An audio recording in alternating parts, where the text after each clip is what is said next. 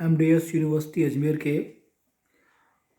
BA honours political science के part third के paper 12th political ideologies के मेरे प्रिय विद्यार्थियों, मैं doctor Manoj Awasthi, associate professor SPC government college Ajmer, कल आपको फेमिनिज्म या नारीवाद के बारे में बता रहा था। आज इस चैप्टर को कंटिन्यू करता हूँ और अगले बिंदु पर हम लोग आते हैं कि नारीवाद के सामने चुनौतियाँ क्या क्या हैं। अब इसमें जो पहला बिंदु है वो है पुरुष प्रधान सामाजिक संरचनाएं, जिसको आप अंग्रेजी में कहते हैं पैट्रियार्टिक सोसाइटी। देखिए, जो समाज का ढांचा है, मैं यहाँ किसी जाति, धर्म या संप्रदाय विशेष की बात नहीं कर रहा, विकसित, विकासशील और अर्धविकसित देशों की बात भी नहीं कर रहा, लेकिन मोटा मोटा आप ये पाएंगे कि दुनिया में जितने भी आज सामाजिक संरचनाएं मौजूद हैं उनमें एक चीज कॉमन है, वो है पुरुष प्रधानता। अब यहां पर आप इस तथ्य को समझेंगे, अपने आसपास के वातावरण को देखिए, कार्यों की दृष्टि से, स्थिति की दृष्टि से समाज में पुरुष डोमिनेट करते हैं, नियंत्रण स्थापित करते हैं, रखते हैं। और ये कोई आजकल में नहीं हुआ है, शताब्दियों से पुरुषों ने समाज में व्यवस्था को ऐसा रूप दिया है। और यहाँ मैं खाली पुरुषों को दोष नहीं दे रहा साथियों, होता ये है कि कोई भी व्यवस्था तब बनती है जब उसको स्वीकृति मिलती है, जब उसको सैंक्शन मिलती है।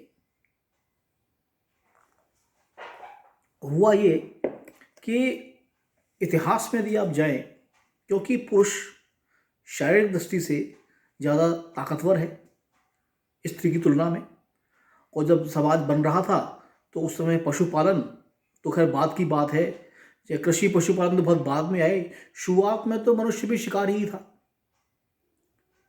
और जीव जंतुओं से रक्षा परिवार की और पूरे कुटुंब की ये पुरुष की जिम्मेदारी की श्रेणी में आया करता था। तो वो जो रक्षा का आवरण था वो धीरे धीरे धीरे धीरे इतना बड़ा होता गया कि सामाजिक, आर्थिक, सांस्कृतिक क्षेत्र में परंपराएं, रीति रिवाज और नियम कायदे ऐसे बनाए गए जिसमें पुरुषों का दर्जा स्त्रियों से ऊंचा रखा गया।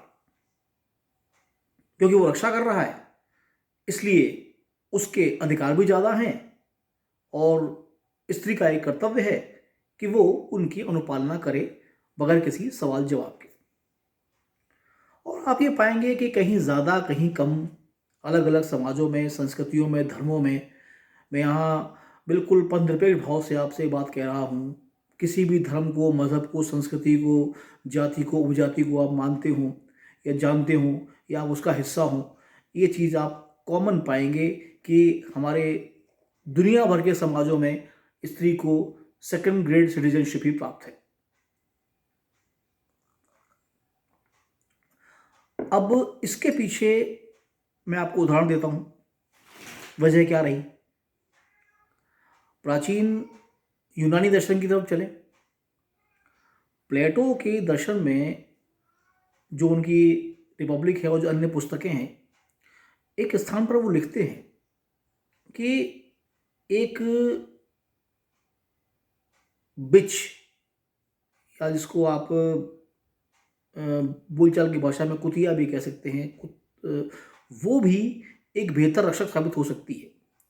यानी प्लेटो अप्रत्यक्ष रूप से ये कह रहे हैं कि उनका जो दार्शनिक राजा है वो कोई स्त्री भी हो सकती है। और चाहे शिक्षा की बात हो या न्याय की या अन्य क्षेत्रों की, प्लेटो ने स्त्रियों को बराबरी का दर्जा दिया है और माना भी है। लेकिन इसके ठीक समांतर जो दूसरी धारा मिलती है, अरस्तु इसकी खिलाफत करते हैं। अरस्तु ने अपने दर्शन में, जिनको हम प्रथम राजनीति वैज्ञानिक कहते हैं, उन्होंने अपने दर्शन में स्त्रियों को गुलामों की श्रेणी में रखा है, दास की श्रेणी। और मध्य युग की बात तो हम नहीं करें तो ज्यादा अच्छा है, वहां तो बिल्कुल गैर बराबरी है। आप आज तक देखिए, आज तक देखिए, कितने मंदिरों में आप पुजारी स्त्री देखते हैं, कितने गुरुद्वारों में आपने जो ग्रंथी होती हैं वो स्त्रियां देखी हैं, कितने चर्च में जो पादरी हैं वो स्त्रियां हैं। जवाब खुद मिलेगा आपको, मुझे कहने की जरूरत नहीं है। ये जो स्थिति है ये ऐसी बनाई गई है, इसमें जानबूझकर ये स्थिति छोड़ दी जाती है कि आप सेकंड सिटीजन, आपके पास दोहरी नागरिकता है, आपके पास दोहरे स्तर की नागरिकता है, आप बराबर नहीं है।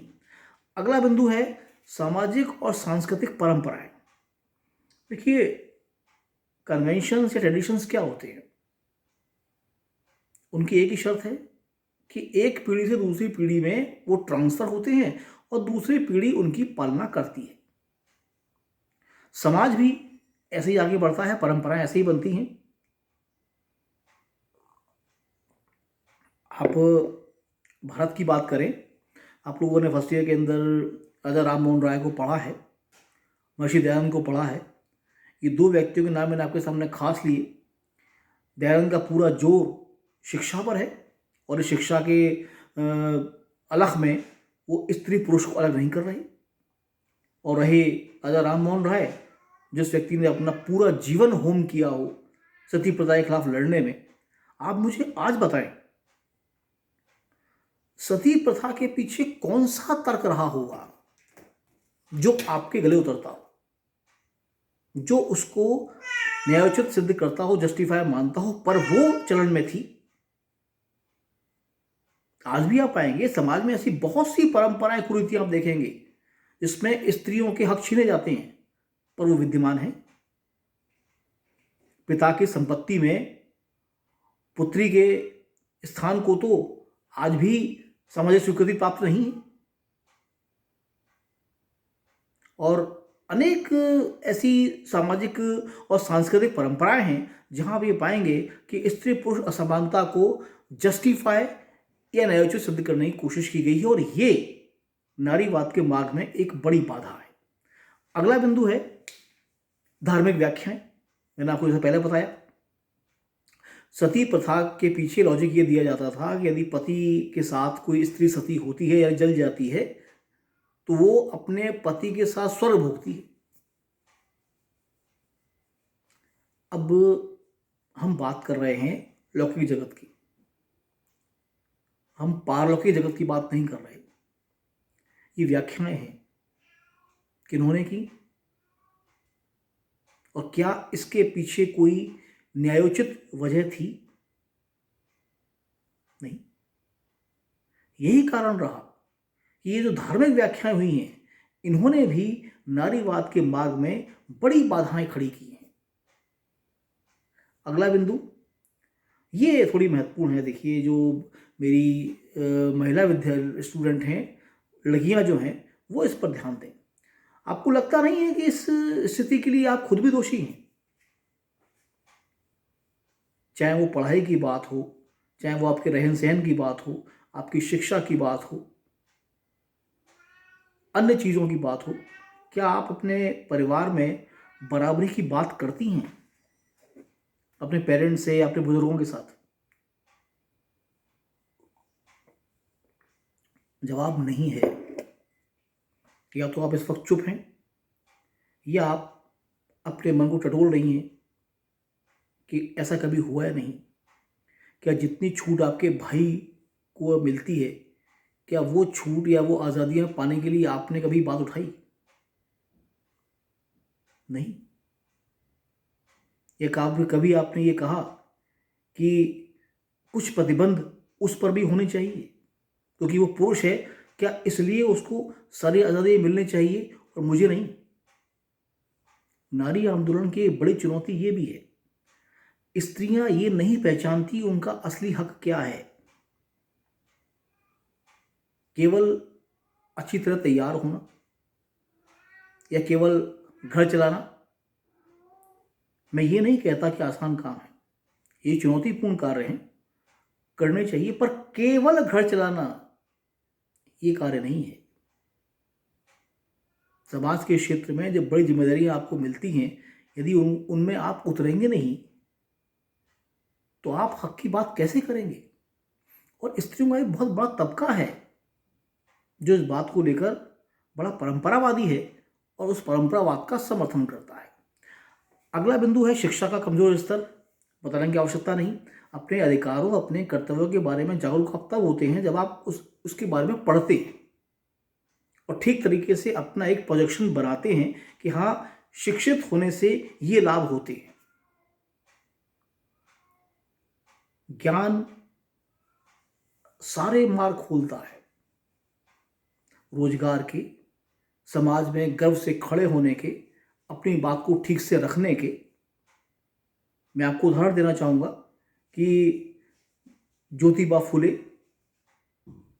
भारत में एक सामाजिक न्याय के विषय में बड़ी जंग लड़ने वाले व्यक्ति माने जाते हैं, लेकिन सावित्रीबाई फुले को बहुत कम लोग याद करते हैं।